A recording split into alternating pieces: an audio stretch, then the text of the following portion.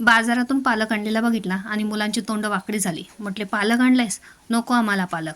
मुलांना म्हटलं, मी तुम्हाला चॅलेंज देते की पालकाचं असं काहीतरी करेल की खाल्ल्यानंतर तुम्ही बोटं चाटत बसाल आणि म्हणाल, वा छान झालेलं आहे. तर आज बनवणारे पालक राईस. आणि खरंच पालक राईस केला, मुलांनी खाल्ला आणि खाताना म्हणतात, मम्मी छान झालेलं आहे. आणि खाऊन वगैरे झाल्यानंतर म्हटलं, कशाचं बनवलं होतं, ओळखलं? तर मुलं म्हणतात, नाही छान झालं होतं एवढं माहिती आहे, पण कशाचं बनवलं होतंच ते माहिती नाही. म्हटलं, पालकाचा राईस बनवला होता. तेव्हा मुलं म्हणतात, वा मम्मी छानच आयडिया केलीस. मग इथे पालक मी स्वच्छ धुवून घेतला, पालक टमॅटो बारीक चिरला, 10 मिनटं ते शिजवून घेतलं. पुन्हा मी फोडणीमध्ये मोहरी घातली, आलं लसूण पेस्ट घातली, शिजवलेला पालक घातला, तांदूळ 10 मिनटं बाजूला ठेवले होते धुवून, ते घालून घेतले.